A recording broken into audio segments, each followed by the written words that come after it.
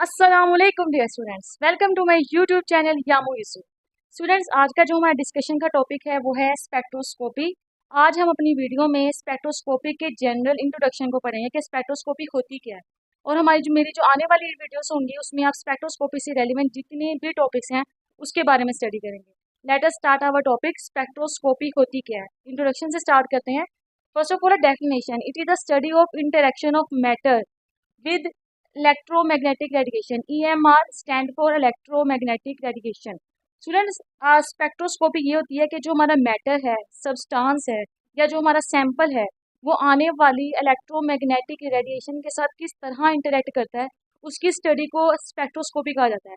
अब आपके पास इस डेफिनेशन में दो की पॉइंट्स हैं। पहले तो आपको ये पता हो कि इंटरेक्शन एक मैटर का, सैंपल का या किसी भी सब्सटेंस का इंटरेक्शन कैसे होता है, ये इंटरेक्ट कैसे करता है इलेक्ट्रोमैग्नेटिक रेडिएशन के जरिए। तो सबसे पहले आपको पता हो कि ईएमआर क्या होती है, उसके बाद हम देखेंगे कि वो इंटरेक्ट कैसे करता है, हमारा मैटर, सैंपल या सब्सटेंस आने वाली ईएमआर के साथ इंटरेक्ट कैसे करता है। तो फर्स्ट ऑफ ऑल है, इलेक्ट्रोमैग्नेटिक रेडिएशन होती क्या है। It is a form of energy that travels through space as waves. It includes all the types of light, visible and invisible, like sunlight, X-rays and UV and IR. IR stand for infrared radiations etcetera. हमारी जो electromagnetic radiations हैं students, ये ना energy की एक form है जो space के अंदर in the form of waves travel करती हैं। अब इसके अंदर एनर्जी की, लाइट की वो तमाम टाइप्स आ जाती हैं जिन्हें इंसानी आँख देख सकती है, यानी कि जो विजिबल लाइट है, जैसे आपके पास रेनबो के कलर्स होते हैं, रेड, येलो, ऑरेंज, विबग्योर, जिसको हम पढ़ते हैं VIBGYOR, रेनबो के कलर्स, वो सारी लाइट्स विजिबल लाइट में आती हैं। और इनविजिबल लाइट कौन सी है, जिन्हें हम नहीं देख सकते, जैसे आपकी यूवी रेडिएशंस हैं, माइक्रोवेव्स हैं, हमारे पास रेडियो वेव्स हैं, इनको हम नहीं देख सकते, इसलिए ये कहलाती हैं इनविजिबल वेव्स, इनविजिबल लाइट।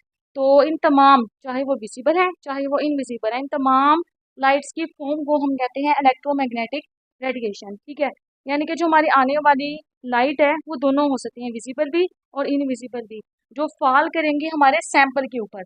अच्छा, मैंने फिर बताया था कि मैटर इंटरेक्ट कैसे करता है। दूसरा की पॉइंट था क्या, इंटरेक्ट कैसे होता है। आपको ईएमआर के बारे में पता चल गया क्या होती है। अब हम देखते हैं कि इंटरेक्ट कैसे करता है। बेसिकली सिंपल मीनिंग में स्पेक्ट्रोस्कोपी क्या कहती है कि ये ऐसी टेक्निक है जिसको हम यूज़ करते हैं एनालाइज करने के लिए किसी भी कंपाउंड के स्ट्रक्चर को, उसके कंपोनेंट्स को, उसकी प्रॉपर्टीज़ को। और वो कैसे करते हैं हम, by observing how it absorb, emit और स्कैटर लाइट। यानी कि जो सैंपल है उस पर जो आने वाली लाइट है, अब हमारा जो सब्सटेंस है उसके साथ इंटरेक्ट कैसे करेगा, उसको एब्जॉर्ब करता है, इमिट करता है, स्कैटर कैसे करता है।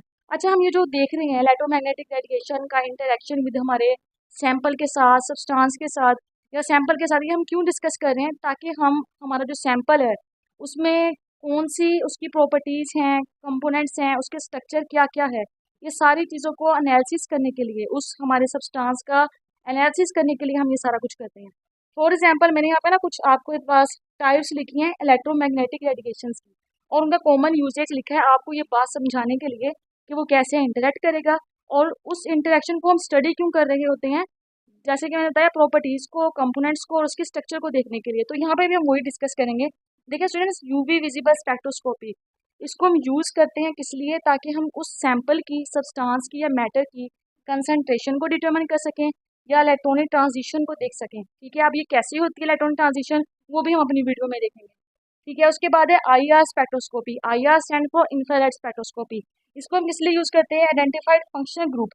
कोई भी मॉलिक्यूल है ना, हम कैसे कह देते हैं कि इसके अंदर कीटोनिक फंक्शनैलिटी है, इसमें एल्डिहाइडिक फंक्शनैलिटी है, या इसमें कार्बोनाइल ग्रुप प्रेजेंट है या कार्बोक्सिलिक ग्रुप प्रेजेंट है। तो उसके लिए हमें IR स्पेक्ट्रोस्कोपी करनी पड़ती है, इंफ्रारेड स्पेक्ट्रोस्कोपी, उसके अंदर फंक्शनल ग्रुप को डिटरमिन करने के लिए। तीसरी हमारे पास है NMR, nuclear magnetic resonance spectroscopy. I repeat my words, NMR stands for nuclear magnetic resonance spectroscopy. और इसको हम क्यों यूज़ करते हैं, डिटरमिन मोलिकुलर स्ट्रक्चर, कि उसका मोलिकुलर स्ट्रक्चर हेक्सागोनल है, टेट्राहेड्रल है, जो भी उसका स्ट्रक्चर होगा स्पेस के अंदर, उसको देखने के लिए हम क्या करते हैं, NMR स्पेक्ट्रोस्कोपी को यूज़ करते हैं। अच्छा, हमारी लास्ट टाइप है मैस स्पेक्ट्रोमीट्री, और इसको हम क्यों यूज़ करते हैं, ताकि हम किसी भी सब्सटेंस का मोलिकुलर स्ट्रक्चर बता सकें और उसका वेट भी बता सकें। हम कैसे कह देते हैं कि इस मोलिक्यूल का वेट ये है, इसका स्ट्रक्चर ये है, और हम कैसे बता देते हैं उसके अंदर ये फंक्शनल ग्रुप है, उसकी कंसंट्रेशन क्या है। तो इन सब चीज़ों को डील करने के लिए हमें किससे वास्ता पड़ता है, स्पेक्ट्रोस्कोपी से। उम्मीद है कि आपको यहाँ तक समझ आ चुका होगा कि स्पेक्ट्रोस्कोपी को हम किस लिए यूज़ करते हैं, इसमें मैटर का इंटरेक्शन विद रेडिएशन कैसे होता है, और इसमें EMR इलेक्ट्रोमैग्नेटिक रेडिएशन किसे कहते हैं। यहाँ तक आपको समझ आ चुका होगा। अब हम नेक्स्ट चलते हैं अपने प्रिंसिपल की तरफ स्पेक्ट्रोस्कोपी के। अच्छा, एक छोटा सा पॉइंट जो मैं आपको बताना चाहूँगी यहाँ पे मैंने सिर्फ चंद टाइप्स लिखी हैं EMR की। इसके अलावा और भी बहुत सारी टाइप्स होती हैं स्पेक्ट्रोस्कोपी की। इलेक्ट्रोमैग्नेटिक रेडिएशंस को यूज़ करते हुए हम अपने सब्सटेंस को मुकम्मल तौर पर उसका एनालिसिस कर सकते हैं। यहाँ पे मैंने सिर्फ चंद एक लिखी हैं। स्टूडेंट्स, आगे हम चलते हैं कि हमारा प्रिंसिपल क्या कहता है स्पेक्ट्रोस्कोपी के बारे में। स्टूडेंट्स, स्पेक्ट्रोस्कोपी का प्रिंसिपल ये है कि जब हम किसी भी सैंपल से, ये सैंपल है, इन लाइट को गुजारते हैं तो लाइट का कुछ हिस्सा एब्जॉर्ब हो जाता है और कुछ हिस्सा लाइट का ट्रांसमिट हो जाता है। पहले हम अपनी डेफिनेशन को देखते हैं, फिर मैं उसके बाद आपको बताती हूँ कि ये मैंने जो बात की है कि है क्या। When a beam of light is pass through a sample, then some part of light is absorbed by the sample and it is excited to a higher energy state. Excited state is unstable, so energy is released. Principle ये कहता है कि जब भी हम किसी sample के अंदर से इन लाइट को पास करवाते हैं, यानी कि जो लाइट है वो हमारी जब आके सैंपल पे पड़ती है तो हमारा सैंपल उसके साथ इंटरेक्ट करता है, उस लाइट को कुछ हिस्से को एब्जॉर्ब कर लेता है और कुछ हिस्से को ट्रांसमिट कर देता है। अच्छा, एब्जॉर्बेंस और ट्रांसमिटेंस में क्या फ़र्क होता है स्टूडेंट्स? लाइट का वो पार्ट जो एब्जॉर्ब हो जाता है उसे हम एब्जॉर्ब लाइट बोलते हैं, ठीक है। और जो पार्ट लाइट का, आने वाली लाइट का जो पार्ट एब्जॉर्ब नहीं होता है उसे हम बोलते हैं कि वो लाइट ट्रांसमिटेड हो चुकी है। इसको मैं यहाँ से समझाती हूँ, आपको डायग्राम से ज़्यादा अच्छे से समझ आएगा।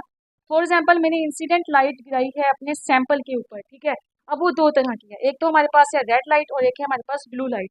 अब हमारे सैंपल ने जब इंटरेक्शन शो किया है विद इलेक्ट्रोमैग्नेटिक रेडिएशन के साथ, तो उसने सिर्फ रेड लाइट को एब्जॉर्ब किया है और ब्लू लाइट को ट्रांसमिट कर दिया है। अब जो लाइट का वो हिस्सा जो एब्जॉर्ब हो गया है वो रेड है, और जो हिस्सा अनएब्जॉर्ब हुए उस सैंपल से पास हो गया उसको हम कहते हैं कि वो हमारी ब्लू लाइट है, यानी कि ये ट्रांसमिटेड लाइट है, ठीक है। ये हमारे पास होता है एब्जॉर्बेंस और ट्रांसमिटेंस के अंदर फ़र्क।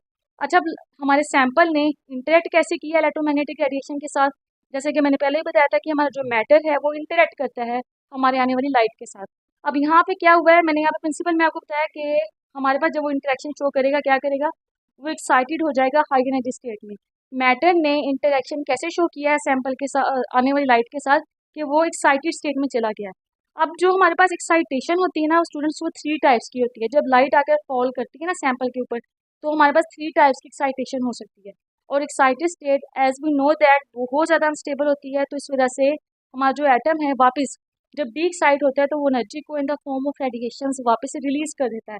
अब हमें ये जानना ज़रूरी है कि वो कौन कौन सी एक्साइटेशन होती हैं जब हमारा सैंपल इंटरेक्ट करता है विद इलेक्ट्रोमैग्नेटिक रेडिएशन के साथ। तो हमारे पास 3 टाइप्स की एक्साइटेशन पॉसिबल होती हैं। एक होती है इलेक्ट्रॉनिक एक्साइटेशन, वाइब्रेशन एक्साइटेशन और रोटेशन एक्साइटेशन।